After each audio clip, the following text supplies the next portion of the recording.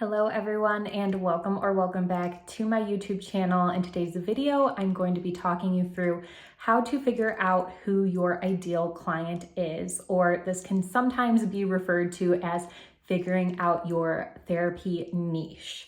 Now, I am a therapist in private practice, and I remember when I was first launching my practice, I did a worksheet that is basically the questions I'm going to be talking about in this video, and it helped me so incredibly much to be clear on who I really wanted to work with and who I felt more like I had to work with. So I think that whether you are in private practice or you are working at an agency or whatever the setting, this can be really good information to know. Even if you don't have full control over your caseload, I think it can be great to just start getting clear on like, okay, these are the clients I'm passionate about. This is what I enjoy most. And store that away for later. Let your supervisor know what you're enjoying, what clients you feel like you're most successful with. And then if you do get to the point where you are building a private practice and you can be more specific in who you market to, then that is wonderful knowledge to have, right? So if that sounds of interest to you, just keep on watching.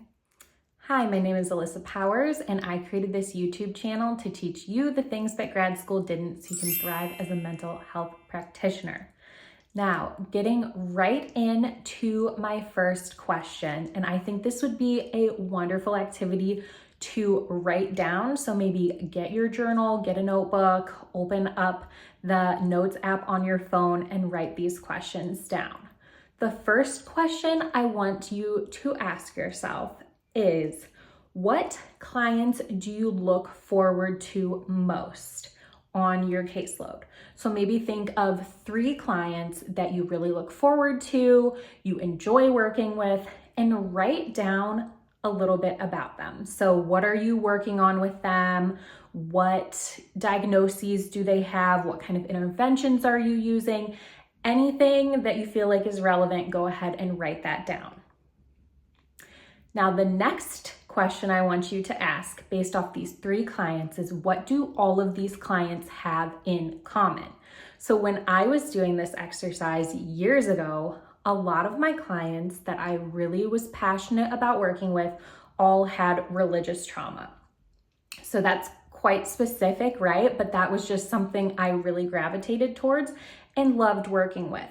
Another thing that I saw was that I loved working with high achiever anxiety. So a lot of my clients I looked forward to most had some high achiever anxiety tendencies.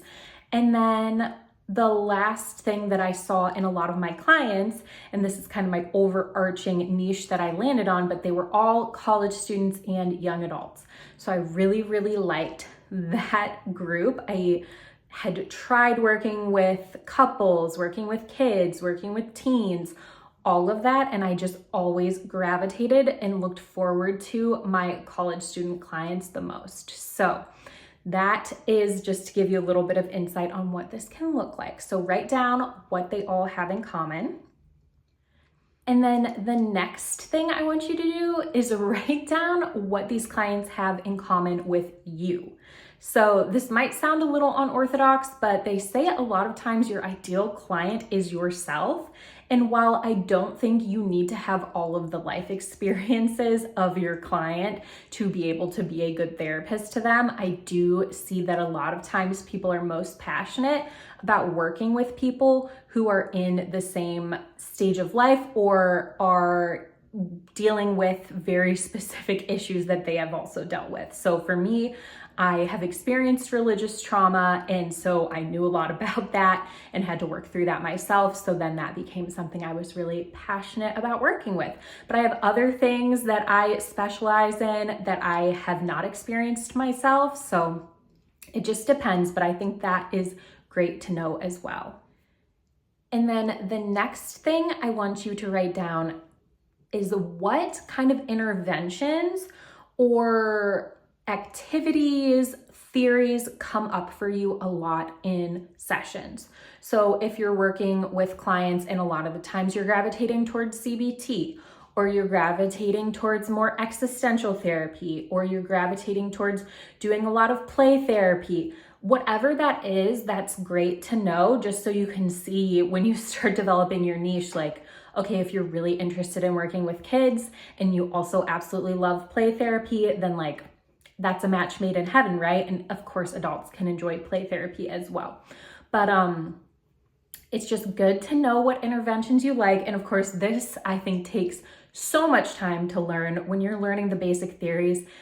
At least for me, it was presented in a very boring and dry way. And I was like, okay, well, I guess everyone else is doing CBT and DBT, so I'm just gonna do that. But now that I'm more seasoned, I'm like, okay, I actually know what kind of research I'm interested in reading about and keeping up with. And I'm passionate about it, and it's fun to teach to other people as well as implement in my own life. So I really like positive psychology, well-being, that kind of like holistic view of mental health and the body-mind connection. So what is that for you? What are you gravitating towards? Write that down.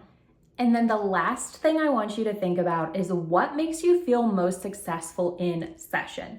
So maybe it's with the 3 clients that you wrote down earlier, or maybe just thinking in general, what makes you feel most successful. But I'm sure you've had sessions that you've left and been like, yes, like I really helped them. We were flowing, things were vibing. I was doing a good job. It felt like they were receptive. When has that happened, and what were you guys talking about? What were the common themes to that? So think about when you feel most proficient and successful and write that down. Who was that with? What kind of issues were they dealing with? And what demographic were they? All right, well, I hope that this little exercise was helpful for you to find your niche, your ideal client, who you enjoy working with the most. I really do think this kind of activity is great to do even if you are still in grad school, even if you have only done a practicum, or maybe you're an intern.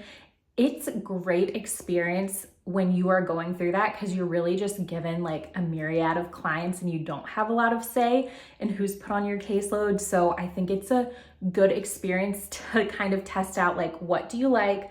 What do you not like? I thought I was gonna love working with kids, and then I learned that working with kids equals having to deal with their parents. And so then I decided I do not wanna work with kids. Not because I don't like kids, but because I don't wanna have to deal with basically facilitating family therapy on the side. So anyways, I hope that you enjoyed this. This is something that I'm really passionate about because I'm so focused right now on helping therapists to not burn out. And if you are working with 20 clients that are ideal for you, you are going to feel amazing compared to 20 clients that are ill-fitted for you, that you do not enjoy working with, and you are less likely to burn out. So I right now am working on my website, and I would love to make this ideal client avatar activity into a free download at some point. I don't want to get ahead of myself because I am working on so many things on my website. It will be launching soon, so stay tuned for that. And if you liked this video, please subscribe. It helps my channel so much, and I will see you next time. Bye.